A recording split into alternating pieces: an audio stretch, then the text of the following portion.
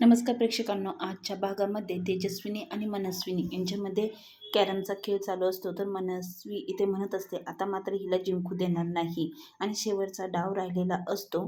तर ती सोंगठी जी आहे मनस्वी ओव्हर कॉन्फिडन्सने खेळत असते आणि तिने मात्र तेजस्विनीची सोंगठी त्या मारलेली असते. तर इथे सखी म्हणते, अरे वा, छान. तेव्हा आता काना म्हणतो, खरंच अभिनंदन तुमचं तेजस्विनी कामत. तेव्हा मात्र सरकार म्हणते की तू तिचं काय अभिनंदन करतो आहे, खेळ तर मी जिंकले आहे.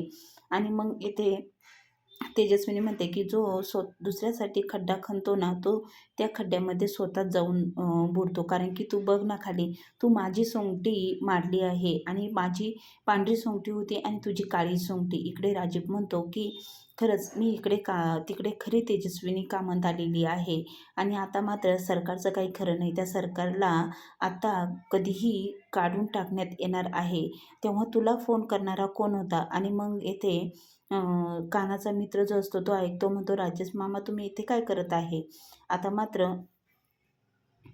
सरकारमध्ये असं कसं झालं? आणि मग बघते तर सोंगटी तर ही तेजस्विनीचीच असते. आता निकाल देण्याची वेळ आलेली असते. तर सखी म्हणते की आता मात्र निकालाची वेळ आलेली आहे.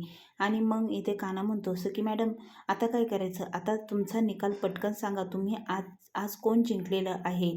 तेव्हा मात्र सरकार म्हणते की मी खूप दिवस झाले आता हा खेळ खेळले नाही. तेव्हा मात्र येते तेजस्विनी म्हणते, 12 वर्ष तुम्हाला कोंडून ठेवलं, पण मी एकही गोष्ट विसरलेली नाही आहे. आणि जो माणूस ज्या गोष्टीमध्ये तरबेज असतो तो कधीही गोष्ट कधीच विसरत नाही.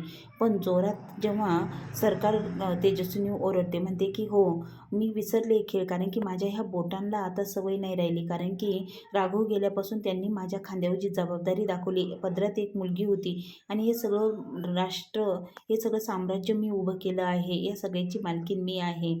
तर इथे सरकार मात्र तेजस्विनीला काहीही बोलू देत नाही आणि हे सगळं माझं आहे, हे सगळं भवितव्य मी उभं केलं आहे. पण तेजस्विनी म्हणते, नाही, तू माझ्या जागेवर येऊन उभी राहिली आहेस, हे सगळं तर माझं होतं, पण तू हे सगळं हिसकावून घेतलेलं आहे. आणि मग येथे काना म्हणतो, थांबा थांबा, भांडू नका तुम्ही, अजून राहिलेले आहे, 2 दिवस बाकी आहे अजून. आणि मग तेव्हा आपण ठरवूया कोण खरी तेजस्विनी कामत आहे. आता मात्र सखी म्हणते की हो, माझा निर्णय ठरला आहे. सरकार तुम्हाला सांगू का, आजच्या खेळामध्ये जो जिंकला आहे. आणि मग इथे सखी सांगत असते, काना म्हणतो की आता मात्र सखी मॅडम तुम्ही लवकर तुमचा निर्णय दे. तेव्हा मात्र सरकार हरलेली असते आणि सखी म्हणते की आज सरकार तुमची जुळी बहीण जिंकलेली आहे. तेव्हा सरकार म्हणते की हो, आज काय, आज ती खेळ जरी जिंकलेली असली ना, पण खरा खेळ तर मी जिंकणार आहे, असं इथे सरकार म्हणते. आणि इकडे तेजस्विनीला चॅलेंज देते, तू बघत राह, तुला नाही घरातून बाहेर काढलं तर काय. इथे काना म्हणतो की खरंच मनापासून तुमचं खूप खूप अभिनंदन, तुम्ही हा खेळ जिंकला त्याबद्दल तुमचं अभिनंदन. आता मात्र काना म्हणतो, राहिले आहे आता 2 दिवस, पण आजच्या खेळामध्ये मात्र तेजस्विनी कामत ज्या आहे त्या जिंकलेल्या आहे आणि तुम्ही हरलेल्या आहे. आणि तुम्ही या खेळामध्ये इतक्या तरबेज होत्या, पण मग तुम्ही का हरल्या? आणि कानाही ते सरकारच्या रूममध्ये येऊन सरकारला म्हणत असतो, असं वाटोळं करू नका तुम्ही, कारण की हे सगळं कामंदांची प्रॉपर्टी आहे, असं फेकू नका, कारण की ती सांभाळून ठेवायची आहे. आयत्या ह्याच्यावर तुम्ही येथे आला आहात. तर मग येथे सरकारमध्ये तू माझ्या भूतकाळात शिरून खूप मोठी चूक केली आहे. तेव्हा काना म्हणतो की खरंच तुम्ही मला कुत्रा म्हणलात, पण कुत्रा हा खूप छान प्राणी आहे, माझा आवडता प्राणी आहे. पण कुत्रा कधी वाघाच्या रूपाने येऊन तुमचं वरमडून जाईल ना, ते तुम्हालाही कळणार नाही. आता मात्र इथे सरकार म्हणते की तू एक शब्दही बोलू नको, जा इथून, निघून जा लवकर, गेट लॉस्ट. आता मात्र काना म्हणतो की ठीक आहे, जातो.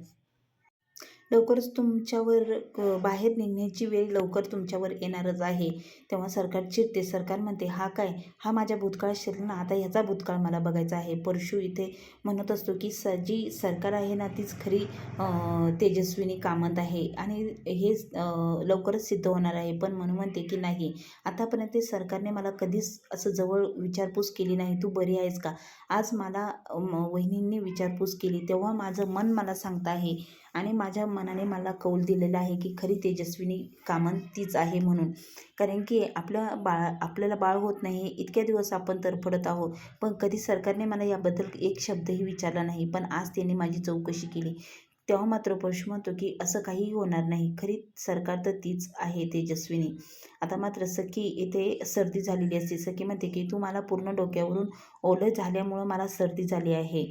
तर इथे काना म्हणत असो की सखी मॅडम तुम्ही औषध घ्या, असं ओरडू नका, तुम्हाला शिंका आहे. तेव्हा आता सखी म्हणते की मी औषध घेणार नाही, मला खूप भीती वाटते. एक वेळेस मी विष पेन पण औषध पेणार नाही.